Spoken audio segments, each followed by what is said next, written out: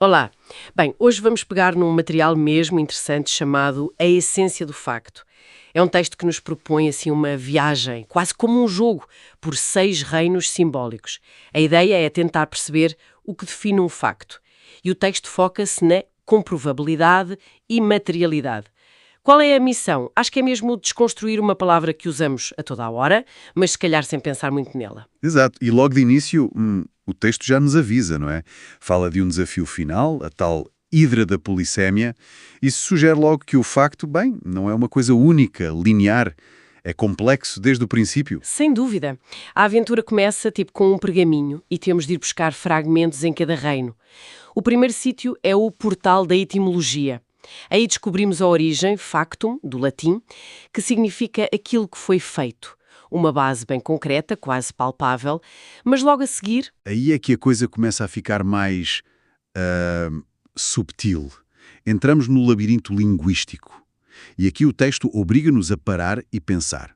Por exemplo, distinguir fato, que é o evento, de dado. sim, o dado pode ser só um registro, certo? Uma representação. Precisamente. Ou a diferença entre verdade, que tem toda uma carga filosófica, e valor, que já é subjetivo. O texto diz que, se não fizermos estas distinções, podemos ficar presos em interpretações erradas, não é? Faz sentido. E essas nuances da linguagem preparam-nos para o próximo reino. A cidadela filosófica. O texto até cita Wittgenstein. O mundo é a totalidade dos factos, não das coisas. O que é que isso quer dizer na prática? Bem, essa citação é muito forte. Sugere que os factos não são só, informações soltas. São mais como os tijolos com que construímos a nossa ideia do mundo, a nossa realidade, a forma como definimos e ligamos os factos. Isso é que molda como vemos as coisas. Não é só o que existe, mas como organizamos isso na nossa cabeça. Interessante. Seguindo essa lógica, a viagem continua para a torre da verificação científica. Aqui os critérios mudam completamente, não é? O que conta é observar, medir, repetir. O facto científico tem de ser testável, tem de aguentar o escrutínio. Exato. E logo a seguir, pimba, entramos na arena jurídica. O mesmo conceito, facto, mas com um peso totalmente diferente. Vira base para decisões, para contratos, julgamentos. Sim, aí o facto não é só algo que se observa. Não, ele tem consequências reais, legais, cria obrigações, define culpas. É curioso ver essa tensão, não é? A ciência quer a prova universal, o direito precisa de um facto específico para resolver um caso. E como se não bastasse, chegamos ao mercado cultural dos significados, o reino do dia-a-dia. O texto fala de coisas como fatos de porco ou fato de treino. O que é que isto tem a ver com o resto? Olha, isso mostra a flexibilidade incrível da linguagem, não é? Enquanto a ciência e o direito tentam, digamos, prender o significado de fato, a cultura popular pega na palavra e usa, adapta. Mostra que o significado está vivo, muda com o uso.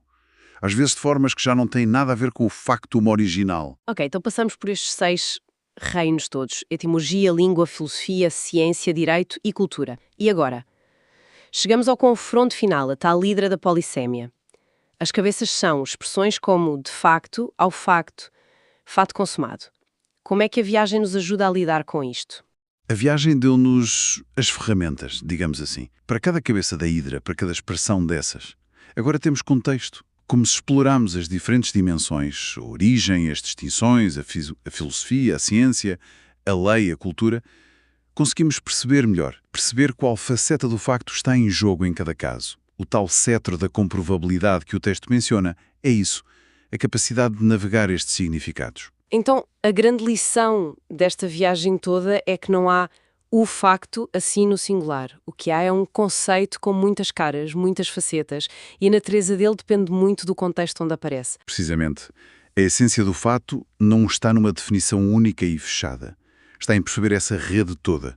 A origem, as distinções da língua, o olhar da filosofia, o teste da ciência, o peso da lei e o uso na cultura.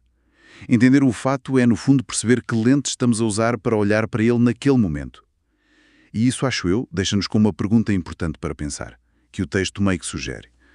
Se o fato depende tanto do contexto científico, legal, cultural, o que for, como é que podemos avaliar melhor a informação que recebemos? Talvez, ao ouvir uma afirmação, a primeira pergunta não seja só isto é verdade, mas sim, espera lá, de que tipo de fato estamos a falar aqui? E que regras se aplicam a ele? Fica a reflexão.